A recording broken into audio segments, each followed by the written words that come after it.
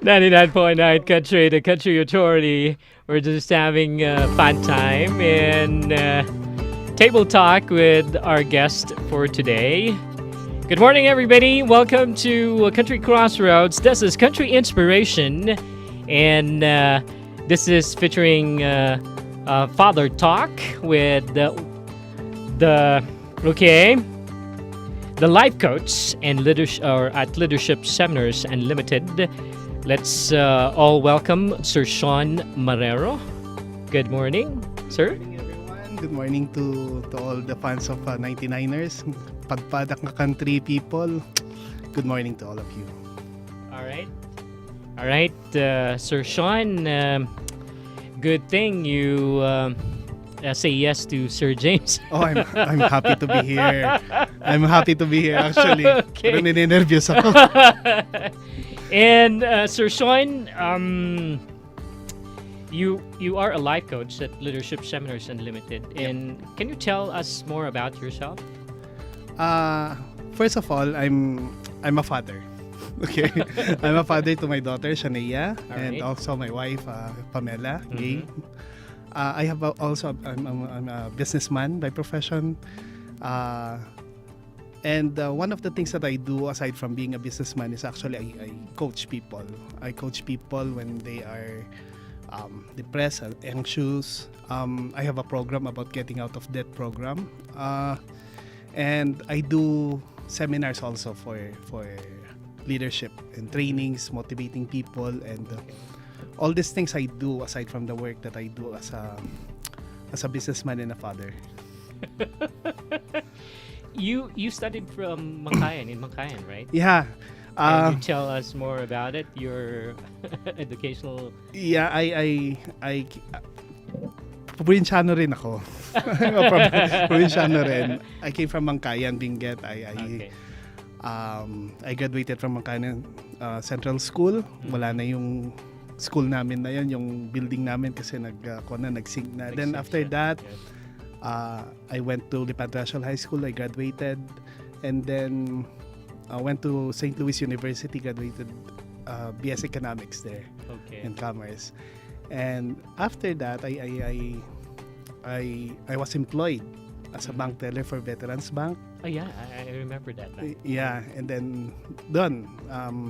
After that short stint of a job, I decided to go in business kasi yun naman talaga yung nakalakihan ko nun eh. Parang Tama. Nung bata ko, parang if at my free time, yung free time ko after school, I always go back to our store, to house. Okay. Tapos doon Doon ako nag-start. And then parang I was so lucky that my mom and my dad prepared me for it, for exposing me to business, exposing me to all these things that I learned. All right. Yeah. Okay. And Sir Shaun, today it's a special program for all the fathers out there. Yeah. And we're going to have Father's Talk right now. We're Okay. doing Alright. that's fathering amidst the pandemic. Yeah. So, what does it mean to be a life coach? You know, probably the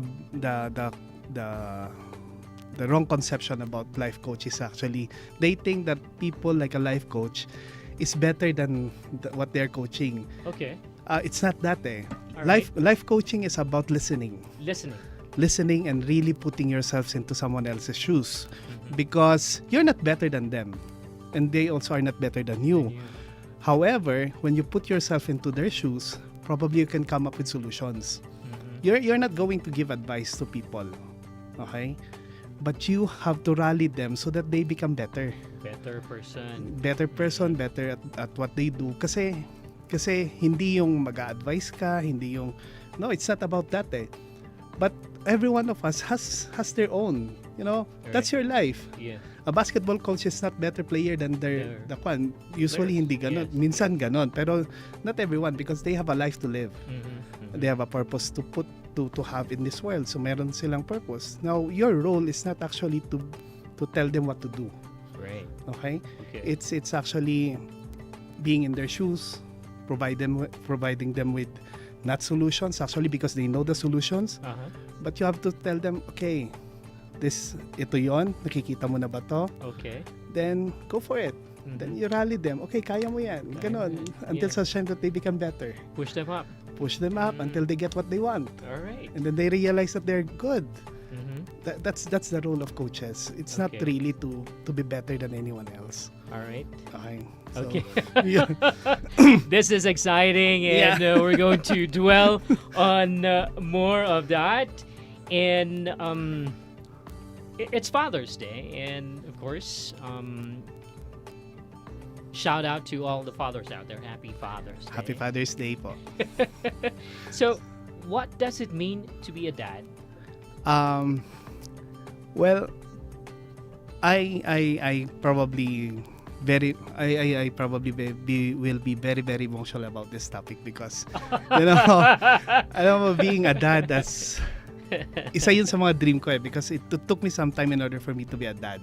Parang tagal-tagal namin hindi nagkaanak ni Pam. Alright. So nung dumating ang anak namin, parang okay,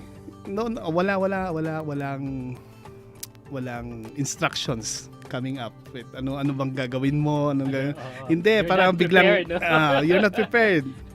So being a dad at saka provider ng family mo, as a businessman and being a dad, minsan kasi naglalaro yun eh. Parang you have to weigh in kasi you only have 24 hours a day, right?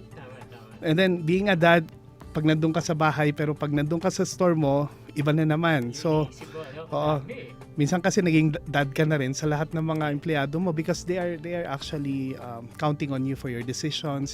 Kasi ang role mo sa kanila is to provide income to support them also. Yun, palagi mong nag-iisip yun. Kaya when competitions happen, alam mo mababawasan yung income mo. So you really have to find ways. At the same time, being a family man at saka dad, titingnan mo rin yung welfare ng family mo. How? So hati yung oras mo. Now, mahirap na before pandemic. But with the pandemic coming, mas mahirap na naman. Because, kagaya ng sinabi ko nga sa'yo, even as a coach, you get depressed. You get anxious, you get to experience of this all eh. Hindi ibig sabihin na life coach ka, magaling ka. Hindi. Minsan nga pinakamahirap turuan, sarili mo. Pinakamahirap na turuan, madaling turuan ng iba. Pero sarili mo, it's so hard. Now, personally for me, when the pandemic came, dito ako natulala. Because there was no income coming, and then hindi mo alam kung anong gagawin mo. Kasi paano na to? Marami kang ginawa and then biglang nagkaroon ng ganitong situation and you don't know really what to do because we didn't experience this. So how can you be able to be a dad? Alam mo nga, sabi ko nga before pandemic, routinary lahat. I know when it's 6:30 because my daughter will come to my room and ikikiss ka niya. 6:30 na, 6:30 na. To alam mo na yung gagawin mo, automatic na yun. Pero ngayon, hindi na. So, it's different. So, there's so many things that I've learned in this pandemic, being a dad to my only daughter, Shania. And one of the things na siguro pwede kong i-share sa inyo is this. Alam mo, my daughter made me realize this one. Kasi during the pandemic, kagaya ng sinabi ko, no one had predicted this to happen. No one knew about this. So, it's depressing, nakakatulala. And then, I realized, one time, habang nakatulala ako sa isang chair, biglang sabi ng anak ko, sabi niya sa akin, "Daddy, what's wrong?" And for the first time, I can answer my daughter. But I noticed that yung daughter ko, for the past 2 months, malungkot siya. Tapos bigla niya sinabi sa akin, is there any problem? Sabi niya sa akin, "Anak, there is, but I cannot come to you. I cannot tell you because it's complicated." One thing about children is they understand. Even if it's complicated, they understand. Yeah. They understand. So biglang sabi niya sa akin, Daddy, sabi niya, I'm lonely too. Why? Then sabi niya, because you are. Okay. Wow. Sapul. Sapul. Wow. Kasi try to imagine this. They are happy when you are happy. And when you are happy, they are happy. So, regardless of the situation, iba eh. Like, there are people who has no money, but they're happy. And their family are happy. And for some, alam mo to, meron naman sila nalulungkot, which is me. And yung alam mo yun, nadidepress ka, and then you're affecting also your family. Alam mo, nung sinabi niya yun sa akin, I tried something different. So I pretended to be happy. Then, as I pretended to be happy, I became happier. And napapansin ko, yung daughter ko was happier. The situation is the same. Wala namang nabago eh. Kasi pandemic pa rin naman eh. But the thing is, iba yung mood ng bahay. Hindi kagaya nun, ha? Oo. Wala pa yung pandemic. So, I suddenly realized na ganun pala yun. You know, as a parent to a daughter or to your children, you know, their happiness is always anchored to you eh. Yes. And at the same time, basta happy ka, happy din sila. Regardless of the situation that you have. And that is one thing that I really, alam mo, parang kumurot sa puso ko nung time na yon. And that's why sabi ko, regardless of the situation, I have to be happy. You have to be strong. You have to be strong. Family, yes. And, you know, happiness is a choice. It's something that you do. The circumstances, you cannot control anything about it. But, you know, when you're happy, you know, it affects everybody else in your community, your family. It works well to everybody else. So, I made it a point after that conversation with my daughter that I had to be happy. I had to do something to be happier. Not even do something, but being happy at the moment, even if the circumstances doesn't tell me to be happy. I have to find happiness in all those things. Okay. So yun. All right, there you have it. So Shaun Marrero, and we're going to come back for more of this special presentation. It is now 11:48. You're with Johnny Travis and Sir Shaun Marrero for the Country Inspiration Fathering Amidst the Pandemic Father's Talk. 11:48, we'll be having more of Sir Shaun. And that song was brought to us by Sangobion a while back. Multivitamins plus minerals is the generic name of Sangobion Iron Plus. If symptoms persist, consult your doctor. Let's have one more song, then we have to take a break. This is the favorite song of Sir Shaun, Billy Dean, Let Them Belittle. 99.9 Country, number one for new country and the legends. 99.9 Country to Country Authority. Good morning, Country Nation. It is now 11:57, and one of the song bucket list of Sir Shaun Marrero is that song from Martina McBride. My tears is about to fall. Yeah. Sir Shaun, can you tell us what's the meaning of that song for in my daughter's eyes? And a while back we played Let Them Belittle. Can you tell us more about these two songs? For the Let Them Belittle is actually a realization for me. Okay. Because now when I heard that song, I was actually in a position wherein, you know, you want to discipline your child, you want to be authoritative, you want to, you know, there's so many things that you really wanted for a child to be. Because, you know, sometimes when you have the child, you want them to become doctors, you want them, and you have to instill discipline. Yes. Now, Let Them Belittle is like, made me realize, no, you have to let them belittle. You have to let them feel how to be kids. Yes. You have to let them decide on themselves, make mistakes, really put yourself into a situation wherein you have to have fun. And when we were kids, that's how I remember my parents doing to us. They let us made the mistakes. They let us, okay, you don't study, you suffer. And then I study. Great powers comes from responsibility, big responsibility. Yeah, yes, so yes. narinig ko yon, sabi ko, why can't I not let my daughter do what she wants? Okay, if she wants this, I created freedom from her. And maganda yung effect niya kasi the more that I gave her freedom, not actually in the technology and the cell phone. I know I'm my business into cell phone, pero nililimit ko kasi yon for my daughter. As much as possible, there's no cell phone in the house.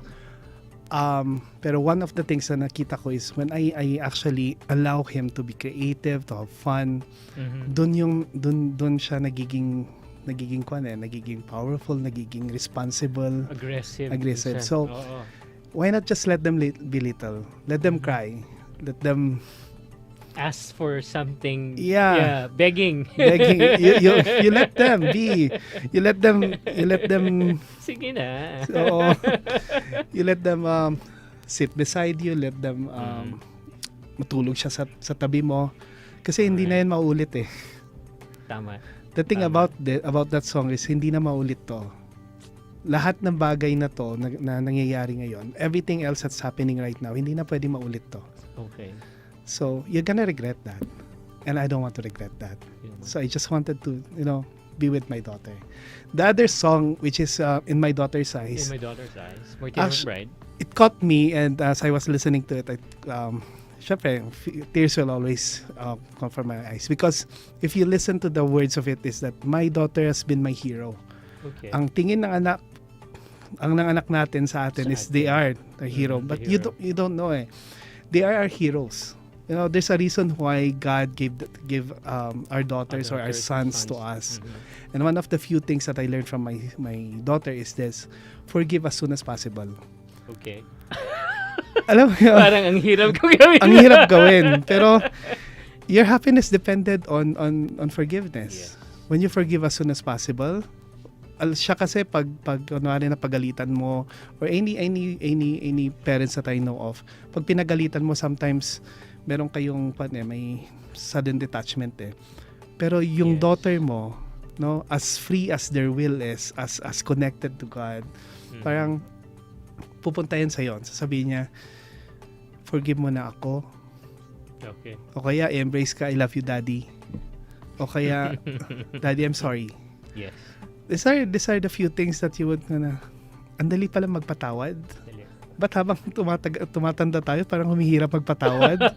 Pero sa kanila, whatever you did, as soon as possible. And very, very, very, very touching yun sa akin. And every time that I hear that song, I always put myself into a situation na, okay, what's happening with my life?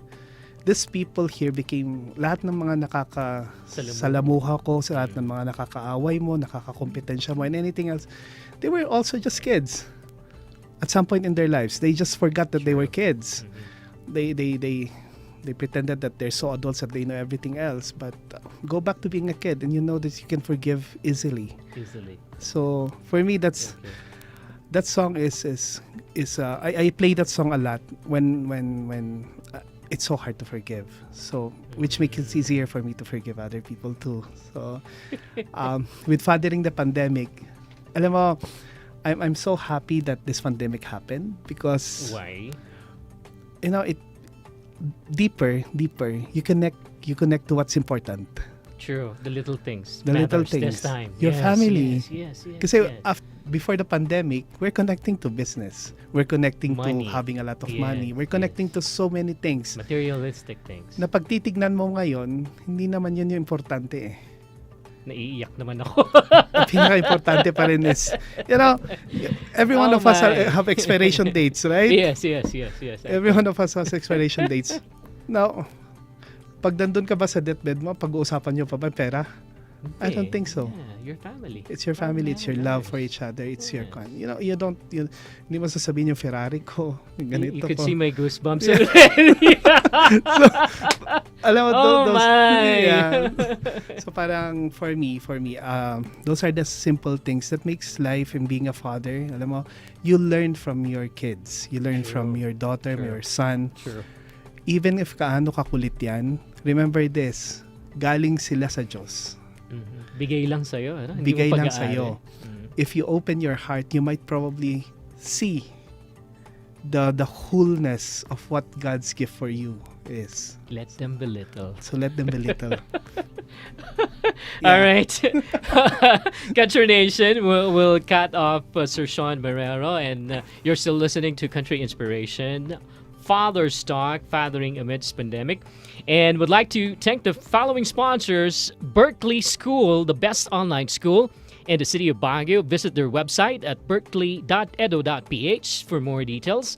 Hi to Ma'am Soraya Faculo. And likewise, Best Friend Shawarma. Branches in Trinidad, Chongsan, KM5 Bazaar, Mabini Shopping Center, Mabini Arcade, Portavaga, and Campo Choco.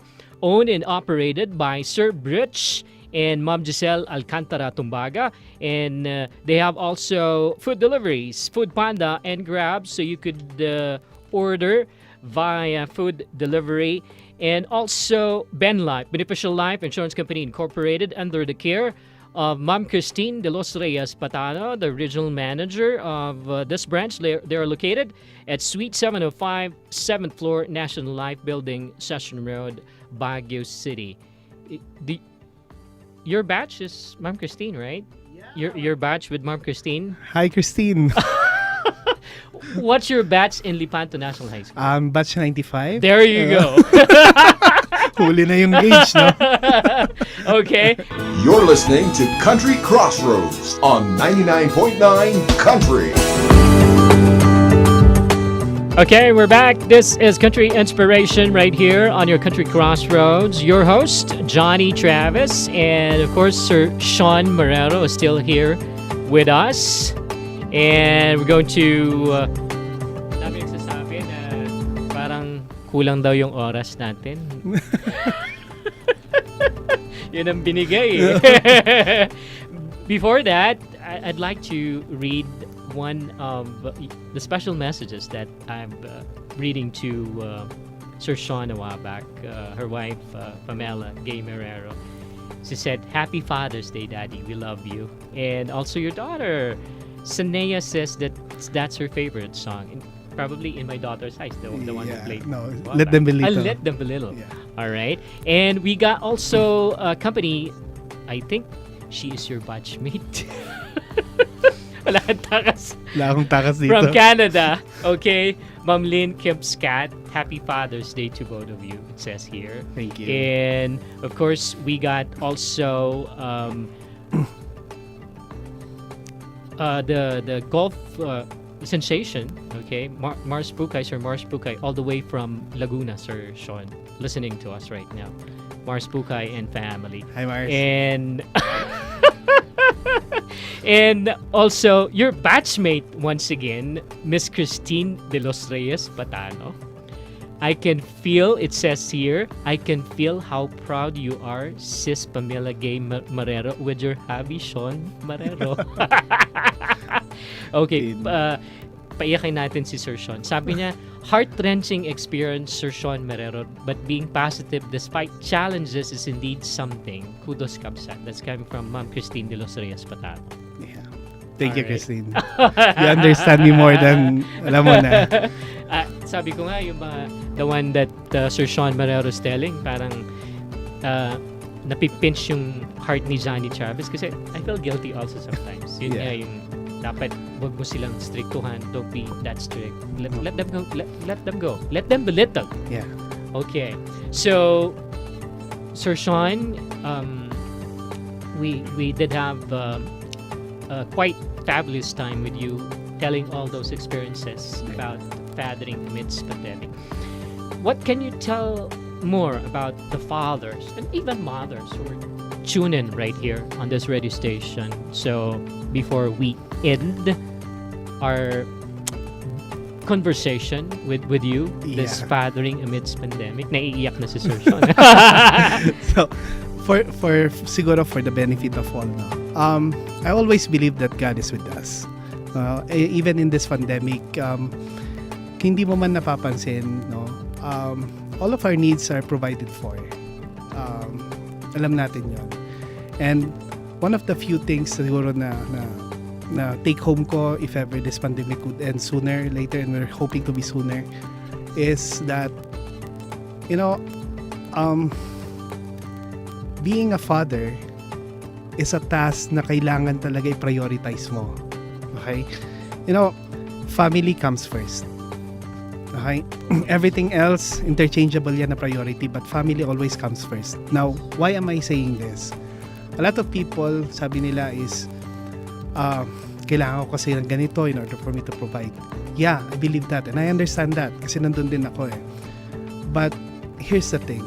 When you believe that God is always with you, things will happen eh. One of the few na palagi kong sinasabi sa sarili ko is, be still and know that I am God. As a father, I know it's very, very hard to be a father, especially when you have a lot of responsibilities, community responsibilities, employee responsibilities, everything else. No? But when you have this stillness in your heart that everything will be okay, everything will be provided for.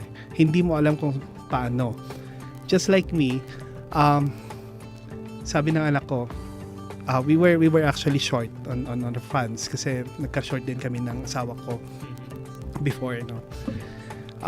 Kasi sabi ko, we invested in cars and we need to, parang hindi namin alam kung saan kami kukuha ng panghuhugot ng pera para at least bayaran yung mga amortization ng mga sasakyan. Kasi, alam mo yon, it's an investment at pandemic, wala kang magagawa talaga eh.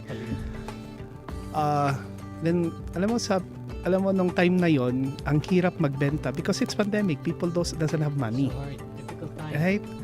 So, alam mo, sabi ng daughters ko sa akin, you just do it, Papa. Andyan naman si Jesus. So, minsan kasi naging skeptical, pero si Jesus kasi anak, busy din yan sa ibang tao, mas marami pa yung kailangan nila. Then, minsan sasabihin din ng anak mo, no, Papa, Jesus is never busy. God is good all the time. God is good all the time. And alam mo, minsan, basta na lang may magte-text sa'yo, Shaun, may binibenta ka mang sasakyan. Shaun, how can I help? Bigla na lang may biglang darating sa'yo. And how can this happen without the intervention of God? Divine intervention. Everything else is, everything else that you need in life, as long as you're connected with Him, as long as you're really praying, you're really putting God first, you kinda alam mo that there's always God who listens to you. Yes. Gaano ka man ka-controlling or anything else like that, there's always something that really puts you there and sasabihin sa'yo, hey, be still. I am God and I know what you do. Alam ko yan. Kahit nga yung strands ng hair mo sa ulo mo, alam ko yan, nabibilang yan. So why bother? And the more that you're detached on the problems, the more that you open up to God. And that, sabi mo, if it's your will, alam mo, naging prayer ko na to lagi eh. Father, if it's your will, then let it be. If it's not, I'm okay with it.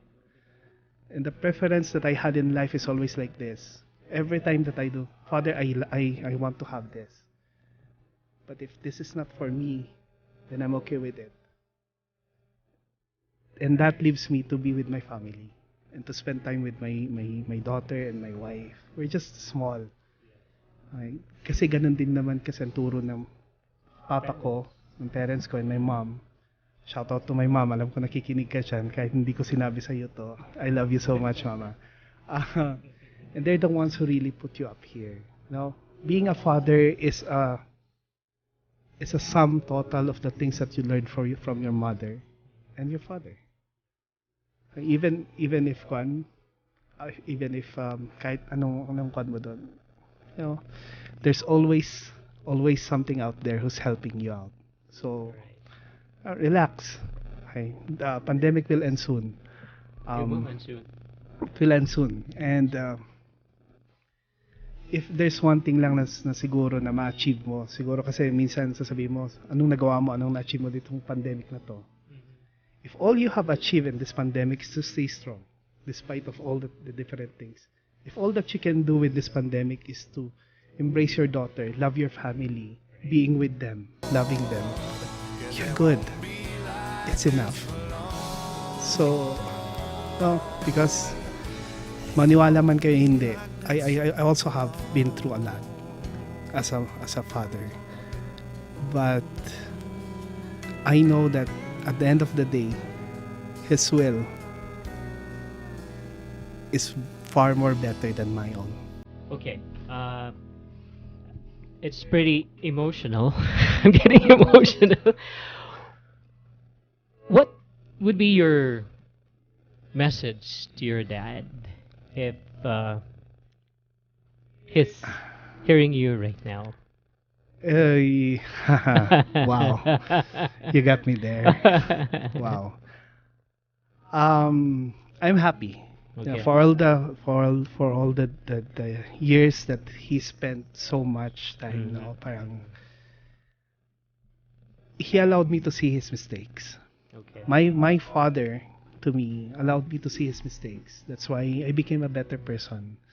You know, all the decisions na pangit na decisions sa buhay, pangit, pero that's where you live, you learn. That's why, you know, kaya sabi ko nga when my father died 2 years ago, one of the few things na you know, kumukurot pa rin sa akin na parang I sana narinig ko how proud he is to me. He is hearing you right now. And sana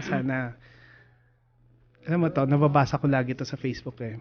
If only you have another minute, another time, another 2 minutes para sabihin lang I love you. Because I didn't have that opportunity. Nung time na ako na yon, ay sabi ko nga hindi ko yata nasabi yon. But that's why I made it a point na every day I have to say it to my mama, to all the people na that I love them. And even in prayers, I tell them I love them. My father has been instrumental in my growth as a person. Kasi without the mistakes, without the things na sinabi niya sa akin noon, you know, I wouldn't been here. I wouldn't be here to share also my experiences as a person. Right. And you know, all I had is stories. But if my stories can inspire people to really love more and be a better dad to their children, and to be spiritually connected all the time, because that's how it is. Yes. Exactly.